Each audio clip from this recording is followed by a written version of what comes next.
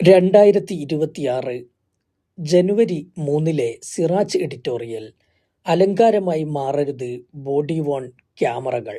വിമാനത്താവള ഉദ്യോഗസ്ഥരുടെ അഴിമതിക്കെതിരായ നീക്കത്തിൽ വലിയൊരു ചുവടുവെപ്പാണ് കസ്റ്റംസ് ഉദ്യോഗസ്ഥർക്ക് വസ്ത്രത്തിൽ ക്യാമറ, ബോഡി വോൺ ക്യാമറ നിർബന്ധമാക്കിയ നടപടി. Central bureau of indirect taxes and customs (CBIC) ആണ് അന്താരാഷ്ട്ര വിമാനത്താവളങ്ങളിൽ യാത്രക്കാരുമായി നേരിട്ട് ഇടപഴകുന്ന കസ്റ്റംസ് ഉദ്യോഗസ്ഥർ ബോഡി വോൺ ക്യാമറ ധരിച്ചു മാത്രമേ ജോലിക്കിറങ്ങാവൂ എന്ന് ഉത്തരവിറക്കിയത്. അഴിമതി തടയാനും യാത്രക്കാരുമായുള്ള തർക്കങ്ങൾ ഒഴിവാക്കാനും ഉദ്യോഗസ്ഥരുടെ പ്രവർത്തനം നിരീക്ഷിക്കാനുമുള്ള കേന്ദ്ര സർക്കാർ തീരുമാനത്തിന്റെ ഭാഗമാണിത്. സ്വർണ്ണക്കടത്ത് തടയാൻ പരിശോധന കർശനമാക്കിയിട്ടും അന്താരാഷ്ട്ര വിമാനത്താവളങ്ങൾ വഴിയുള്ള കടത്തിന് യാതൊരു മാറ്റവുമില്ലെന്നു മാത്രമല്ല, വർദ്ധിച്ചു വരികയാണ്. വിമാനത്താവളങ്ങളിലെ ഉദ്യോഗസ്ഥരുടെ സഹകരണമാണ് സ്വർണ്ണക്കടത്തുകാർക്ക് മേഖലയിൽ തുടരാൻ പ്രചോദനമെന്നത് പരസ്യമായ രഹസ്യം. പലപ്പോഴും ഉദ്യോഗസ്ഥർ പിടിയിലാകുകയും ചെയ്തു. വിവാദമായ തിരുവനന്തപുരം നയതന്ത്ര ബാഗേജ് കേസിൽ കസ്റ്റംസ് പ്രിവന്റീവ് വിഭാഗത്തിലെ ഉദ്യോഗസ്ഥർക്കുള്ള പങ്ക് NIA കണ്ടെത്തിയതാണ്. 2023 ജൂണിൽ തിരുവനന്തപുരം വിമാനത്താവളത്തിലെ ഉദ്യോഗസ്ഥരായ KA അനീഷും S നിതിനും പിടിയിലായത് സ്വർണ്ണക്കടത്തുകാർക്ക് ഒത്താശ ചെയ്തതിനായിരുന്നു.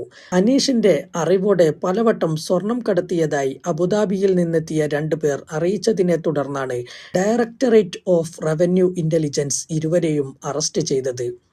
2021 കരിപ്പൂർ സൂപ്രണ്ടുമാരും ഇൻസ്പെക്ടർമാരും ഉൾപ്പെടെ 8 കസ്റ്റംസ് ഉദ്യോഗസ്ഥർ DRI കേസിൽ ഉൾപ്പെട്ടിരുന്നു. കരിപ്പൂർ വിമാനത്താവളം വഴി കൊടുവള്ളി സ്വദേശിയായ ഒരു വ്യക്തി 60 തവണയാണ് സ്വർണം കടത്തിയത്.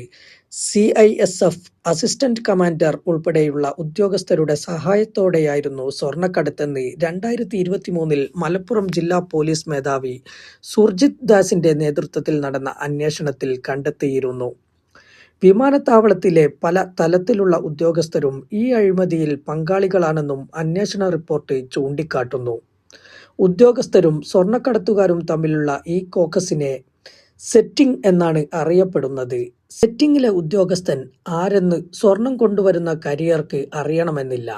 എന്നാൽ ഉദ്യോഗസ്ഥന് സ്വർണ്ണക്കടത്തുകാരെക്കുറിച്ച് വ്യക്തമായ വിവരമുണ്ടാകും. എങ്കിലും കരിയർ വരുമ്പോൾ ഉദ്യോഗസ്ഥർ കണ്ണടയ്ക്കും. ആർക്കും സംശയമില്ലാതെ സ്വർണം വെളിയിലെത്തും. അന്താരാഷ്ട്ര വിമാനത്താവളങ്ങളിൽ കള്ളക്കടത്തുകാർക്ക് ഒത്താശ ചെയ്യുന്ന വലിയൊരു ശൃംഖല തന്നെയുണ്ട്.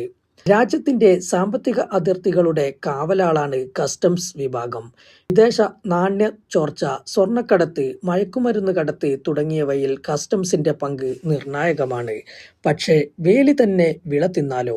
കസ്റ്റംസ് പരിശോധനകൾ പലപ്പോഴും രഹസ്യ സ്വഭാവത്തിലായതിനാൽ അവിടെ നടക്കുന്ന സാമ്പത്തിക ഇടപാടുകളും ഒത്തുകളികളും പുറംലോകമറിയാറില്ല. ഇവിടെയാണ് ബോഡി വോൺ ക്യാമറ പ്രസക്തമാകുന്നത്. പരിശോധനയ്ക്കിടെ എന്തെങ്കിലും ക്രമക്കേടുകൾ നടന്നാൽ കൃത്യമായി റെക്കോർഡ് ചെയ്യപ്പെടും. ഇതുവഴി ഉദ്യോഗസ്ഥർ കൈക്കൂലി ചോദിക്കുന്നതും വാങ്ങുന്നതും തടയാനാകുമെന്നാണ് പ്രതീക്ഷ. ഉദ്യോഗസ്ഥൻ യാത്രക്കാരുമായി ഇടപഴകുമ്പോൾ ക്യാമറ ഓണാക്കി റെക്കോർഡിംഗ് ആരംഭിക്കണമെന്നും പരിശോധന പൂർത്തിയാകുന്നതുവരെ ക്യാമറ പ്രവർത്തിക്കണമെന്നും CBICയുടെ ഉത്തരവിൽ പറയുന്നുണ്ട്.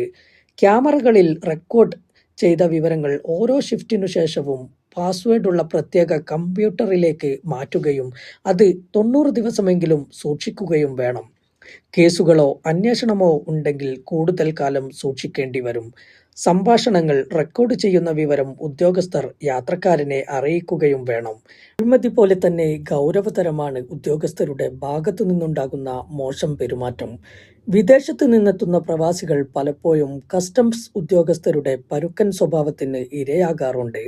ക്യാമറകൾ വരുന്നതോടെ ഉദ്യോഗസ്ഥർക്ക് കൂടുതൽ ഉത്തരവാദിത്തത്തോടെ പെരുമാറേണ്ടി വരും. ചിലപ്പോൾ ഉദ്യോഗസ്ഥർക്കെതിരെ യാത്രക്കാർ വ്യാജ പരാതികൾ ഉന്നയിക്കുന്നതും സാധാരണമാണ്. ക്യാമറ പരിശോധിച്ചാൽ ഇതിന്റെ സത്യാവസ്ഥ കണ്ടെത്താനാകും. അതേസമയം അഴിമതി തടയാൻ നടപ്പാക്കുന്ന സംവിധാനങ്ങളെയെല്ലാം മറികടന്ന് പുതിയ വഴികൾ കണ്ടെത്താൻ മിടുക്കന്മാരാണ് ഉദ്യോഗസ്ഥ ലോബി. പരിശോധന നടക്കുമ്പോൾ ക്യാമറ മനഃപൂർവ്വം ഓഫ് ചെയ്തു തകരാറിലാണെന്ന് പറയാനുള്ള സാധ്യത തള്ളിക്കളയാനാകില്ല. ക്യാമറയുടെ ദൃശ്യപരിധിക്കു പുറത്തോ ക്യാമറ ഉപയോഗിക്കാൻ അനുവാദമില്ലാത്ത ഇടങ്ങളിലോ നിയമവിരുദ്ധ ഇടപാടുകൾ നടക്കാനും സാധ്യതയുണ്ട്. പകർത്തിയ ദൃശ്യങ്ങൾ കൃത്രിമം കാണിക്കാതെ സൂക്ഷിക്കുന്നുണ്ടോ എന്നതും നിർണായകമാണ്.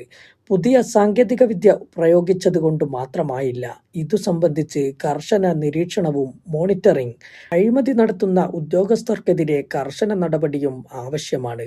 റെക്കോർഡ് ചെയ്യപ്പെടുന്ന ദൃശ്യങ്ങൾ ആർക്കൊക്കെ കാണാം, എവിടെ സൂക്ഷിക്കുന്നു എന്നത് സംബന്ധിച്ച് വ്യക്തമായ മാർഗരേഖകൾ വേണ്ടതാണ്. ദൃശ്യങ്ങളിൽ കൃത്രിമം കാട്ടാൻ ഉദ്യോഗസ്ഥർക്ക് അവസരം ലഭിക്കരുത്.